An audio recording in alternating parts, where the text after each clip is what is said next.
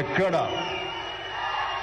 కళాకారులు గౌరవించబడతారో, సన్మానించబడతారో ఆ రాజ్యం సుభిక్షంగా ఉంటుంది, చల్లగా ఉంటుంది అన్నది మన పెద్దలు చెప్పిన మాట.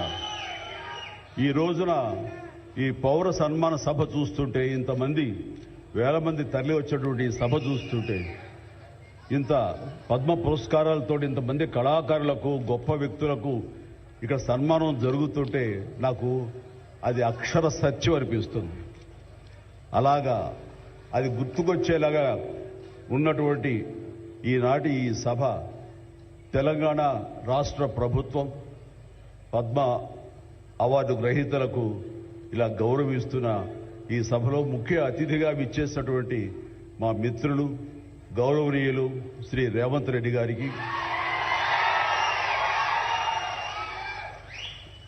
మరొక సోదర సమానులు ఉప ముఖ్యమంత్రి బట్టి విక్రమార్క గారికి, ఈనాటి ఈ సభాధ్యక్షులు జూపల్లి కృష్ణారావు గారికి, మా సినిమాటోగ్రఫీ మినిస్టర్ కోమటిరెడ్డి వెంకటరెడ్డి గారికి, మరొక మిత్రులు మంత్రివర్యులు పొంగులేటి సుధాకర్ గారికి, శ్రీనివాస్ గారికి, ఇక ఇతర పెద్దలకు, అలాగే సిఎస్ చీఫ్ సెక్రటరీ శాంతకుమార్ గారికి, ఇతర అధికారులకు, ముఖ్యంగా ఈ సభ ఇంత నిండుదనంగా ఇంత హుందాగా ఉంది అంటే కారణం తెలుగుదనానికి, తెలుగు వేష భాషలకి హుందాతనం తీసుకొచ్చి తెలుగుదనానికి నిలువెత్తు నిదర్శనంగా నిలబడి ఉండేటటువంటి గొప్పవారు, మేము ఆరాధించేవాళ్లు మన మాజీ ఉపరాష్ట్రపతి శ్రీ వెంకయ్య నాయుడు గారికి, ఇక్కడ విచ్చేసినటువంటి ఆహ్వానితులకు, కళాభిమానులకు, సినీ అభిమానులకు, నా అభిమానులకు అందరికీ హృదయపూర్వక నమస్కారాలు తెలియజేసుకుంటాను.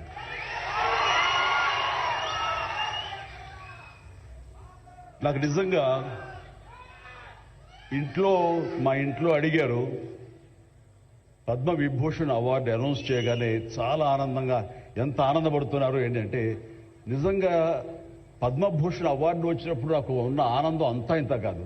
కానీ ఇన్నేళ్ల తర్వాత ఇప్పుడు ఈ పద్మ విభూషణ్ అవార్డు వచ్చినప్పుడు నిజంగా అంత ఉత్సాహం లేదు. ఏదో వచ్చింది, సంతోషం, గౌరవంగా స్వీకరించాలి, ఎంత ప్రజాభిమానం అని అనుకుంటూ ఉన్నాను.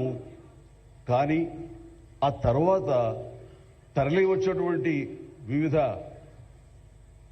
ప్రాంతాల నుంచి మనుషులు కానివ్వండి, వ్యక్తులు, అభిమానులు, సినిమా పరిశ్రమ నుంచి కానివ్వండి, రకరకాల అసోసియేషన్స్ కానివ్వండి, అలా ఎంతో మంది రాజకీయ ప్రబుద్ధులు కానివ్వండి, అందరూ గత వారం రోజులుగా ఎడతెరిపి లేకుండా వాళ్ళు ప్రశంసలు కురిపిస్తున్నారంటే ఆ ఆనందం ద్విగుణీకృతమైంది. ఎంతో ఉద్వేగానికి, ఎంతో ఇదిగా అయ్యింది. అవార్డు ఇవ్వని అభిమానం, అవార్డు ఇవ్వని ఉత్సాహం, ప్రోత్సాహం మీ కరతాళ ధ్వనుల ద్వారా, మీ ప్రశంసల ద్వారా ప్రతి ఒక్కళ్ళు మనసారా ఆశీర్వదిస్తుంటే, చాలు ఈ జన్మ, ఇది పూర్వజన్మ సుకృతం.